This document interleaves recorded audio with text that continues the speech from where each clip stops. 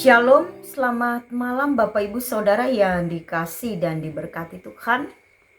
Kembali kita bertemu dalam renungan malam pada saat ini.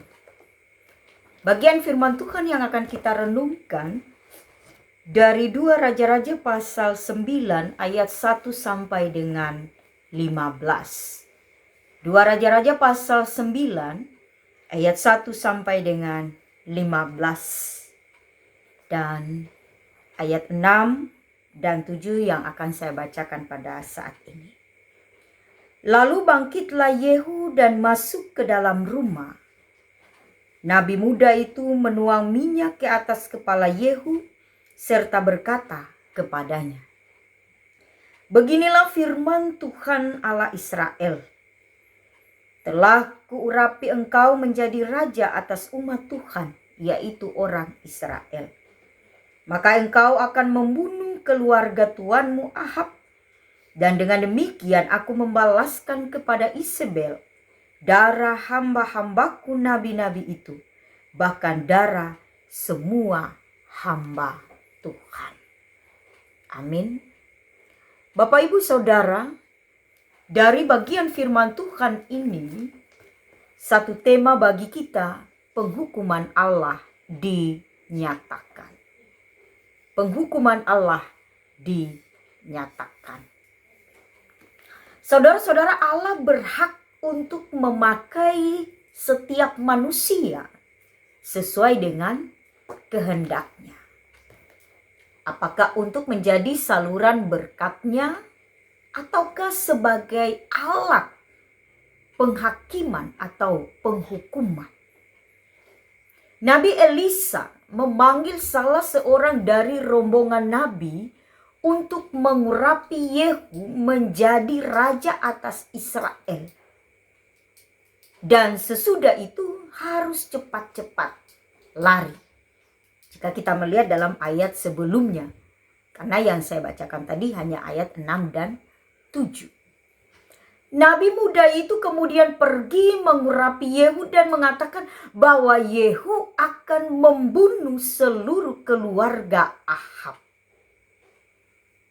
Dengan demikian Tuhan membalaskan darah para nabinya yang dicurahkan oleh Isabel. Ayat 4 sampai dengan 9. Dan dalam ayat 6 dan 7 bagaimana ketika Yehu telah diurapi menjadi raja dan ada perintah yang harus ia lakukan. Kemudian nabi itu pun langsung lari. Bawahan Yehu sangat senang. Langsung menyebut Yehu raja. Begitu tahu apa yang dikatakan oleh sang nabi. Nah, saudara-saudara, mengapa Nabi Elisa menyuruh nabi yang lain mengurapi Yehu dan kemudian langsung lari? Sepertinya karena Elisa khawatir Yehu akan membunuh nabi yang mengurapinya, supaya rencananya membunuh raja tidak ketahuan.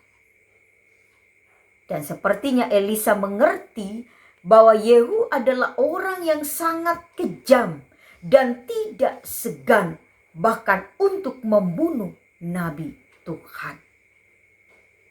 Kenyataan bahwa pegawai Yehu tidak terkejut bahwa Yehu diurapi menjadi raja. Dan dengan demikian ia cepat-cepat pun menyebut Yehu raja, menunjukkan bahwa Yehu adalah orang yang sangat berambisi. Nah, saudara-saudara, dari bagian ini Tuhan telah membuatkan tentang rencananya untuk menghabiskan keluarga Ahab. 1 Raja-Raja 21 ayat 20 sampai 24. Tuhan memang sengaja memilih seorang yang kejam dan penuh ambisi untuk melakukan tugas penghukumannya tersebut. Dan dimana kalau kita melihat bahwa apa yang dilakukan oleh Tuhan itu sesuai dengan kehendaknya. Siapa Ahab? Siapa Isabel? Itu yang telah melakukan hal-hal yang tidak baik, kejahatan yang diperbuat, bahkan menghabisi nyawa-nyawa. Bahkan orang yang kehidupannya tidak berkenan di hadapan Allah. Kejahatan harus dihukum. Kejahatan harus dibinasakan. Dan Yehu dipakai untuk melakukan, untuk menghabiskan keluarga Ahab. Dan itu adalah hak Allah untuk memakai siapapun, untuk tugas apapun. Tugas menjadi berkat, bahkan tugas untuk menyatakan penghukuman, penghakimannya. Allah berhak untuk memakai siapa saja. Dengan demikian, Bapak, Ibu, Saudara, dan saya, Allah memilih Yehu yang memang terkenal kejam dan berambisi menjadi raja, karena Ahab adalah raja. Dalam menggenapi rencana penghukumannya, rencana penghakimannya terhadap keluarga Ahab. Nah, mari Bapak, Ibu, Saudara, apa yang kita lihat dalam bagian ini? Jika kita melihat bahwa Yehu dipakai untuk melakukan hal yang kejam, Bapak, Ibu, Saudara, dan saya, kita yakin, kita percaya bahwa Tuhan memakai kita untuk hal-hal yang mulia. Tuhan memakai kita untuk hal-hal yang baik. Tuhan memakai kita untuk melakukan segala sesuatu yang sesuai dengan kehendaknya. Ahab memang dihukum dan harus dihukum karena ia tidak takut terhadap Allah. Bahkan ada banyak hal yang dilakukan tidak berkenan di hadapan Allah.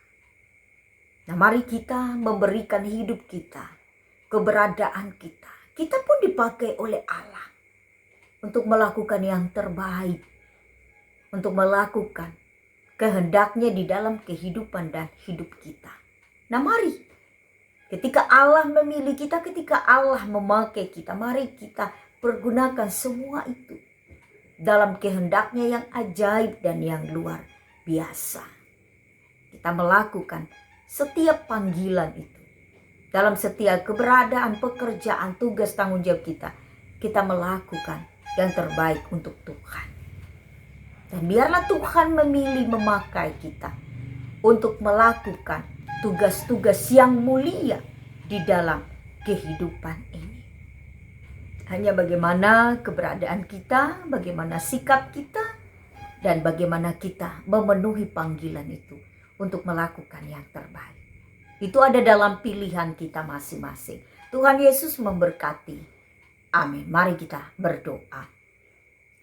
Terima kasih ya Tuhan untuk firman-Mu yang mengingatkan kami. Jika keterpanggilan seorang Yehu untuk melakukan bagian daripada penghukuman untuk keluarga Ahab dan Isabel, maka biarlah kehidupan kami ya Tuhan dipakai oleh Allah itu sendiri untuk melakukan tugas tanggung jawab yang mulia. Melalui keberadaan kami nama Tuhan dipermuliakan dan mengingatkan kami pun juga bahwa setiap perbuatan yang tidak berkenan di hadapan Allah akan menerima penghukuman dan penghakiman daripada Allah itu sendiri. Maka biarlah ketika kami menyatakan diri sebagai orang percaya, kami benar-benar hanya hidup di dalam kasih Tuhan. Kami hanya benar-benar hidup sesuai dan seturut dengan kehendak Tuhan. Pakailah kami Tuhan untuk menyatakan setiap karya dan kebaikan di tengah-tengah kehidupan kami. Ini doa kami Bapa, seru harapan kami. Kami datang tidak memerintah, tetapi kehendak Tuhanlah yang terjadi. Di dalam nama Tuhan Yesus Kristus yang adalah Tuhan dan Juru Selamat kami yang hidup, kami berdoa, kami bersyukur. Amin. Shalom.